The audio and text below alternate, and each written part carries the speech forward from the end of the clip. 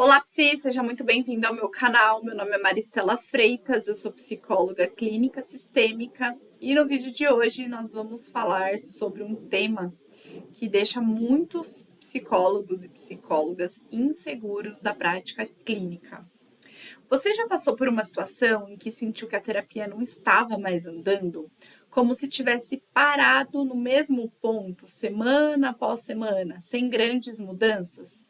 Talvez você tenha sentido um silêncio desconfortável nas sessões, uma repetição de temas, ou até mesmo a sensação de que já falou tudo e não tem mais o que fazer, né, com aquele paciente. E isso é tema de muitas pessoas, né, quando a gente fala que a terapia trava. Hoje nós vamos conversar sobre esse tema tão importante. O que significa quando a terapia parece não avançar, por que isso acontece e, principalmente, o que pode ser feito nesse momento. Eu vou trazer uma visão baseada na psicologia sistêmica, usando algumas referências de autores como Minuchin, Palazzoli, Sechin, Hoffman, Bateson e alguns outros que ajudam a entender esse fenômeno. Então, fica aqui até o final, porque além de explicar, eu vou trazer algumas reflexões práticas e algumas perguntas para você pensar sobre o seu próprio processo terapêutico e também com o seu paciente. Esse vídeo é um convite para que você olhe com mais compaixão e entenda que até os travamentos fazem parte da jornada de transformação. Muitas vezes, quando falamos que a terapia travou, não estamos falando de algo necessariamente ruim. Na verdade, o travamento ele pode ser um sinal de que algo importante está acontecendo.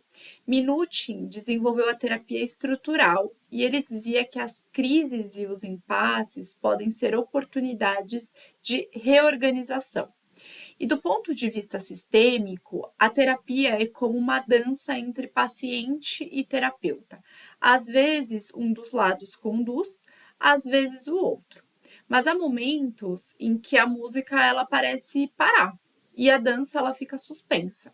Isso pode indicar uma resistência, mas também pode ser um tempo de digestão emocional, como se o sistema estivesse simulando todas aquelas reflexões, as mudanças internas antes de dar um próximo passo.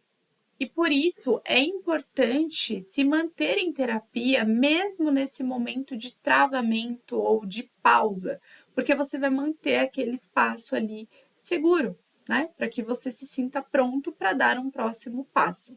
Então, se a gente pensar em metáforas, é como quando estamos cozinhando um prato.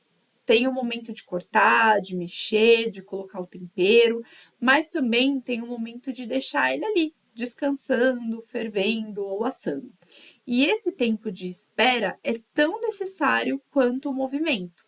Do mesmo jeito em terapia. Nem sempre o avanço ele é visível, ou ele é rápido, né, movimentado, mas ele pode estar acontecendo silenciosamente. E claro que existem algumas razões pelas quais o processo terapêutico pode dar aquela sensação de paralisação ou de travamento. Vamos pensar em algumas delas? A primeira que vem à cabeça, e não deixa de ser uma possibilidade, é a resistência inconsciente. Muitas vezes, ao se aproximar de uma dor muito grande, de um segredo ou de um ponto sensível da identidade, a mente ela cria barreiras. E isso não é uma fraqueza, é uma proteção. Bateson falava sobre os padrões que se repetem e muitas vezes o travamento é justamente a repetição de um padrão que está tentando manter a pessoa em segurança ou naquele cenário que ela conhece, que ela entende por seguro. Então, quando a gente pensa em resistência, a gente também precisa parar de colocar isso como algo muito negativo, porque isso também é um recurso que aquela pessoa conseguiu desenvolver para se manter segura dentro da perspectiva que ela tem.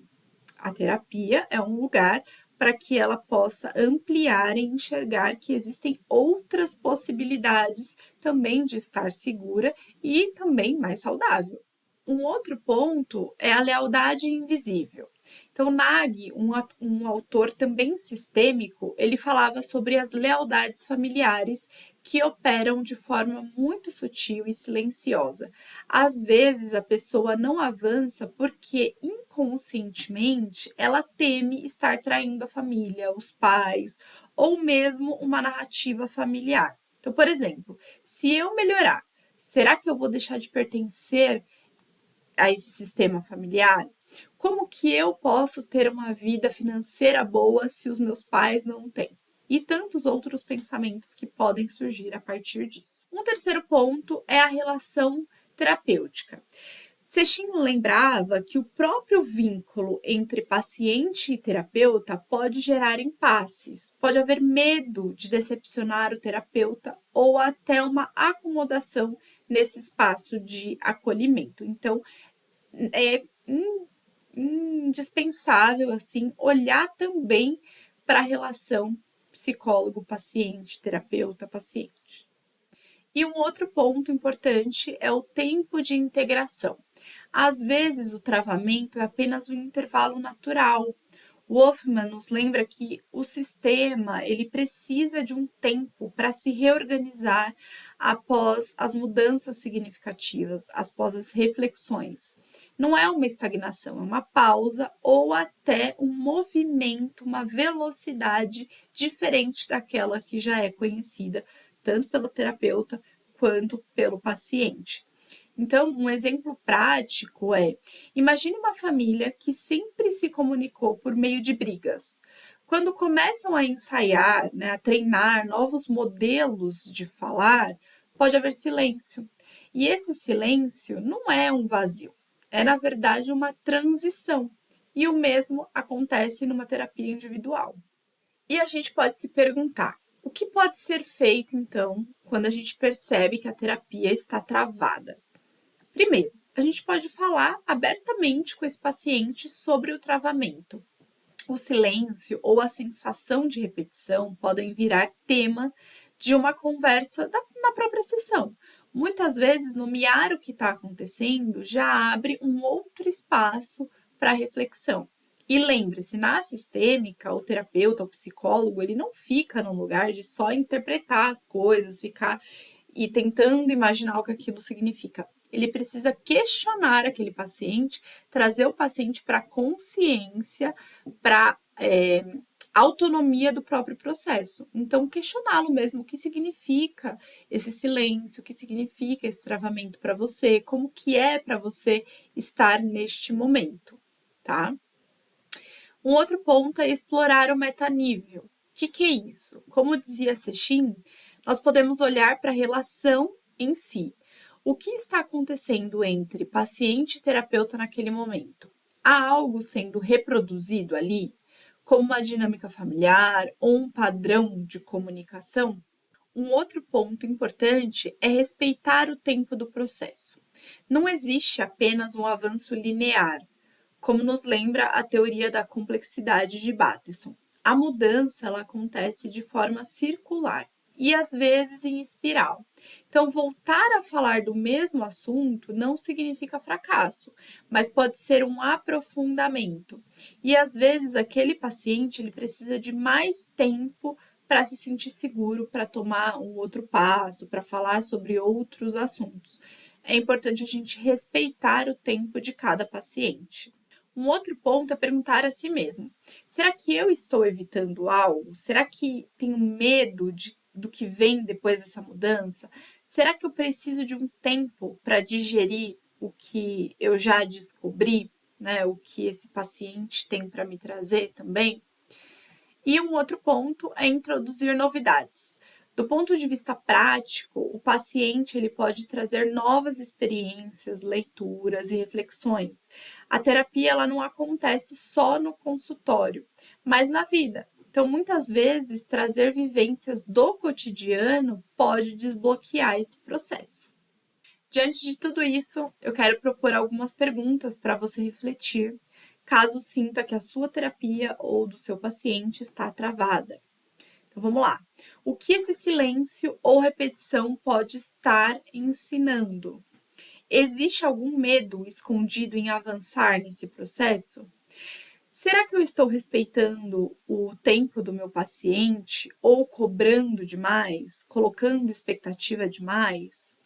O que eu gostaria de dizer ao meu paciente, mas eu ainda não consigo colocar em palavras? Ou você pode fazer essa pergunta para você, né? O que eu gostaria de dizer ao meu terapeuta, mas eu não consigo colocar em palavras? O que na minha vida, fora da terapia, pode estar refletindo neste momento de travamento? Essa pergunta serve tanto para terapeuta quanto para paciente, tá? E essas perguntas, elas não são para trazer culpa, mas para abrir novos caminhos de consciência, porque muitas vezes o travamento, ele não é um obstáculo, mas um convite e um trecho ali do trajeto do processo terapêutico. Quando a terapia parece travar, pode ser muito doloroso, frustrante e até gerar algumas dúvidas se vale mesmo a pena continuar. Mas como vimos, o travamento ele pode ter muitos sentidos. Pode ser proteção, pode ser lealdade, pode ser tempo de integração. Do olhar sistêmico, o impasse não é o fim do processo, mas parte dele, assim como uma dança. Então, às vezes é preciso mesmo parar, respirar, se reposicionar para depois retomar o movimento com mais consciência. Se você está vivendo isso, não se cobre demais. Traga esse tema para sua sessão, compartilhe com seu terapeuta, permita-se olhar para o processo com carinho e confiança, entendendo que as pausas ou os travamentos também fazem parte deste trajeto. A terapia ela não é uma linha reta, né? Ela é um caminho cheio de curvas, de pausas e de retomadas. E eu gostaria muito de te ouvir. Você já passou por algum momento assim na terapia ou fora dela? Sentiu que estava parada? Como que foi isso para você? Deixa aqui nos comentários, porque a sua experiência ela pode ajudar também outras pessoas a se sentirem menos sozinhas nesse processo. E se esse vídeo fez sentido para você, já curte, compartilha com alguém que pode se beneficiar dessa reflexão. E também se inscreva no canal e acione o sininho para continuar acompanhando e recebendo todo o conteúdo que eu posto aqui. Até o próximo vídeo.